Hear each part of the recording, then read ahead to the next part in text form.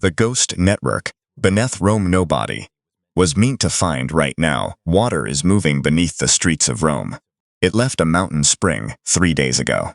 It's been traveling in the dark ever since, through a channel cut by hand, by human labor, more than 2,000 years before you were born. No engine is pushing it. No pump is pulling it. Nothing mechanical is involved at all. It's moving because of math. Gravity and math, held to a tolerance so precise it would embarrass a modern surveying firm. And in about 6 hours, it'll reach the Trevi fountain. Here's what most people don't know about Rome's water system. The famous stone arches, the ones that appear in every textbook, every travel photograph, every documentary establishing shot. Those arches were just 12% of the total network. 12%. The rest of it, the other 88%, was underground, invisible, hidden on purpose. And that decision, to bury it, to make it disappear, turned out to be the most important engineering call Rome ever made. Because in 537 AD, an army tried to destroy all of it, and they only got to the part they could see. That's what this story is really about. Not the arches, not the spectacle. The ghost network beneath the spectacle. The invisible system that outlasted everything built above it. Now, the version most people know goes something like this. Romans built some impressive bridges. Water flowed over them. The empire fell. The bridges crumbled. End of story. That version skips something critical. At its peak, Rome's 11 aqueducts were moving 300 million gallons of water into the city every single day. No mechanical pumps, no electricity, just gravity, stone, and a gradient so finely tuned it dropped only 1.5 to 3 meters for every kilometer traveled, across 800 kilometers of combined network length. The precision required to do that, across mountain terrain, with hand tools and plumb lines and a cross-shaped wooden rod called a groma, is the part that doesn't fully register until you sit with it. The average American household today uses about 300 liters of water per person per day. Rome was delivering more than 1,000 liters per person, over 3 times as much. With no technology a modern person would recognize as technology. And there was a man responsible for understanding how all of it worked. His name was Marcus Frontinus. He was appointed water commissioner in 97 AD, roughly 400 years after the first aqueduct was built. And what he found when he started auditing the system was extraordinary. Not because the engineering was extraordinary, though it was, but because nobody in 4 centuries of operation had ever written down exactly how it functioned. Nobody had checked. Frontinus was 60 years old when he started. He spent 2 years mapping every pipe, every channel, every illegal tap. He published the first infrastructure audit in human history. And what he found inside those tunnels changed what he thought he knew. To understand what Frontinus found, you need to understand what Rome actually built. It started with the Aqua 312 BC, Rome's first aqueduct, 10 miles long, and 99% of it ran underground, beneath the city's fields and roads. Not because underground construction was easier, because it absolutely wasn't, but because a water supply running through open terrain was a military vulnerability. Someone could poison it, someone could cut it, so they buried it. From the very first day, invisibility was the design intent. Think of it this way. You know the feeling of running water inside your walls? That faint sound at night when the pipes settle? Rome built a citywide version of that. A network you could hear but never quite see. A system that lived one layer below everything that looked like the city. By the time Rome reached its peak, 11 separate aqueducts were feeding in from different directions, tapping different springs at different elevations. The Aqua Marcia, completed in 140 BC, 56.5 miles long, the coldest water in the system, arriving from a mountain source at a temperature that rivaled snowmelt. The Aqua Claudia, a feat of arched construction so massive it still frames one of Rome's city gates, and the Aqua Virgo, built in 19 BC, named after a girl, flowing still. The story of the Virgo's naming is the one nobody forgets. Agrippa's soldiers were dying of thirst in an Italian forest. There was no map, no known spring. A young girl appeared on the road and pointed at the ground. They dug. Water came up. Agrippa named the entire aqueduct for her, Virgo, the Virgin. That name is on the Trevi fountain today. The water arriving at the Trevi right now left the same spring that girl pointed to. Same source, same channel, in significant stretches. 21 centuries of unbroken delivery, and threaded through this entire network, invisible to everyone who wasn't inside it, were the Aquarii. These were enslaved workers, specialists, assigned to maintain the tunnels around the clock. No name in the historical record, no monument. Their job was to move through conduits, barely wide enough for a body, in total darkness, and chip the calcium carbonate buildup from the walls with iron scrapers. If the mineral deposits were left unchecked, they'd eventually close the channel entirely. So the Aquarii scraped, day in, day out, in flooded tunnels, in black air, for their entire lives. You can still see their tool marks in the calcium deposits that coat the walls of accessible ancient conduits. The iron percussion lines are still there. Irregular, overlapping, human. The only record they left of themselves. Before the water even reached those tunnels, it had passed through a settling tank called a piscina limaria.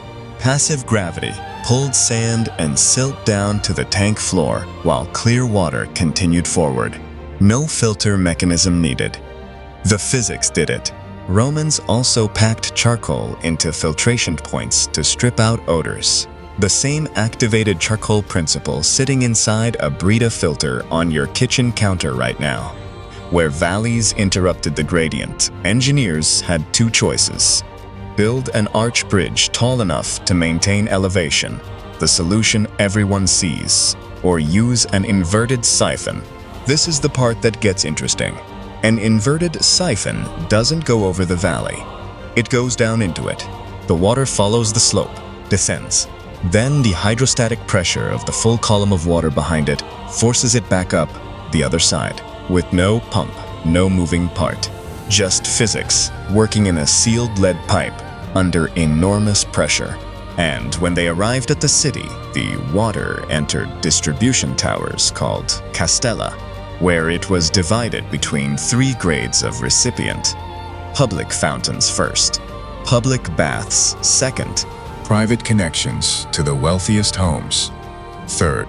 That ordering wasn't just civic policy, it was a backup system. If supply dropped, the private taps ran dry first. The public fountains stayed running last. The poorest Roman with no private connection was, hydraulically speaking, the best protected. Those fountains, 2,500 of them across the city, ran constantly. Not because Rome was wasteful, because they couldn't stop. The gravity-fed system generated so much hydrostatic pressure inside the pipes that if the fountains weren't bleeding it off continuously, the pipes would rupture. The overflow wasn't a flaw, it was the valve. Then came 97 AD, and Frontinus. He didn't just find a well-functioning system, he found a system being eaten from inside. Puncturers. Rome had an official word for them. Were thieves who bored illegal holes into the main supply pipes. Not at random, they knew exactly where to tap. They ran illegal branch lines to private villas, to shops, to bathhouses that weren't supposed to have a connection. Some had been running for decades without anyone checking. Frontinus mapped it all. He documented the volume being stolen. He recorded the fake measurements used by corrupt pipe contractors. Pipes stamped with one diameter, but cast smaller on the inside, skimming water volume for personal profit. He calculated that the actual amount of water entering the distribution system was significantly less than what the sources were producing. Somewhere in the middle, in the tunnels, in the pipes, in the illegal taps, a massive volume was disappearing every single day. He fixed it, systematically, legally, and published his findings in a document that reads, structurally, almost exactly like a 21st century Inspector General's report. The historical record on one point here is worth flagging honestly. Temple inscriptions commissioned under Vespasian claim the aqueducts fell into disrepair for 9 full years under Nero's rule, and that Vespasian restored them. Modern scholars, including T.A. Evans writing in 1994, have argued this inscription may have been political spin designed to damage Nero's legacy posthumously. The physical evidence of 9 years of systemic neglect is thin. Whether the pipes genuinely fell apart under Nero, or whether that story was written by people who needed Nero to look bad, the records don't fully settle it. But by the early 6th century, none of that debate mattered anymore. What came next makes everything before it looked like the easy part. In 537 AD, the Gothic king Vitiges laid siege to Rome. He had a simple strategy. He didn't need to breach the walls. He just needed to break the water. His soldiers moved through the countryside around the city and methodically destroyed the visible aqueduct arches, one by one.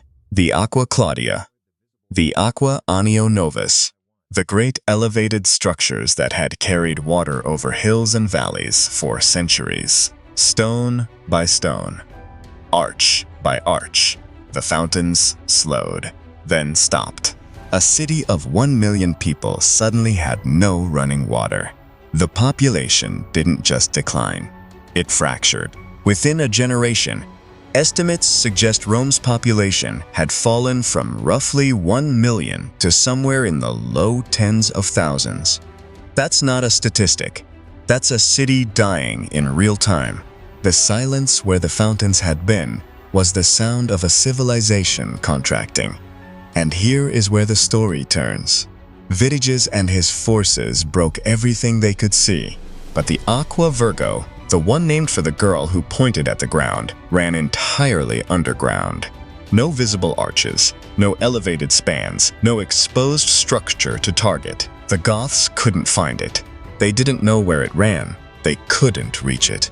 While the great arched aqueducts went silent, the Aqua Virgo kept moving, quietly, invisibly, the way it had always moved, beneath the surface of everything, through channels that were never meant to be found. The thing that saved Rome was the thing nobody could see. In 1453, the Trevi fountain was built over the terminal point of the Aqua Virgo. The sculptural program on its facade, the towering marble reliefs you photograph, the ones everyone sees, is actually a storyboard. The scene on the left panel depicts Agrippa's soldiers dying of thirst in the forests. The figure pointing at the ground is the girl who found the spring. The water pouring from the central basin below is the water she found. The coin you throw into that fountain. The gesture every tourist makes. That moment of connection. That coin is going to touch water that traveled through a channel hand-cut by Roman laborers in 19 BC. Same source, same path, same water, and the modern world hasn't caught up yet. In 2023, MIT researchers published findings on Roman maritime concrete, specifically on the pozzolanic reaction between seawater, volcanic ash, and lime that produces aluminous tobermarite crystals inside existing cracks. The cracks don't weaken the material. They trigger a self-repair response. Modern Portland cement does the opposite. It weakens when cracked and exposed to moisture. The Romans accidentally engineered a concrete that heals itself. We've known about it academically for decades. We still haven't replicated it at scale. Meanwhile, the American Society of Civil Engineers graded U.S. water infrastructure a D+ in their 2021 report card. Pipes built in the 1960s are failing after 60 years. Roman gravity channels built in 312 BC are still delivering clean water today at Zerzivan Castle in southeastern Turkey. An once-seen 800-year-old Roman pipeline system was unearthed in recent years. 8.5 kilometers of high-pressure baked clay pipes, feeding 63 rock-cut cisterns on a windswept plateau. Enough stored water to sustain a garrison of 1,500 soldiers for a full year under siege. One system, one garrison, self-sufficient, still structurally intact when archaeologists found it. The Roman approach to water wasn't just engineering, it was a philosophy. Make it invisible, make it passive, make it self-regulating, and make it last. The Aqua Virgo is still flowing. That fact, alone, should be harder to absorb than it is. An infrastructure system built 2,000 years ago, during the reign of Augustus Caesar, is still doing its job today. It served the fall of Rome, the Gothic siege, the medieval period, the Renaissance, 2 world wars, and the age of the internet. It didn't need upgrades. It didn't need electricity. It needed the Aquarii to keep scraping. And when the Aquarii were gone, the mineral center that built up over centuries eventually stabilized the internal walls and kept the channel intact on its own. The last working piece of Rome's ghost network is also its most visited attraction. Nobody standing at the Trevi fountain is thinking about the tunnel beneath their feet. Nobody's thinking about the girl who pointed at the ground. Nobody's thinking about a man with no name in a black flooded channel chipping calcium from a wall by torchlight so that this moment, right now, could exist. The network was designed to be invisible. That was always the point. Hide it well enough, and it survives everything. There are sections of the original Aqua Virgo channel still unexcavated beneath Rome, sealed, intact, carrying water. And somewhere in those walls, almost certainly, are more handprints in the ancient plaster. The marks left by workers who pressed their palms into wet mortar before it dried, in tunnels that were sealed the same day and never opened again. Those handprints are still there. Nobody's touched them yet. Subscribe for more.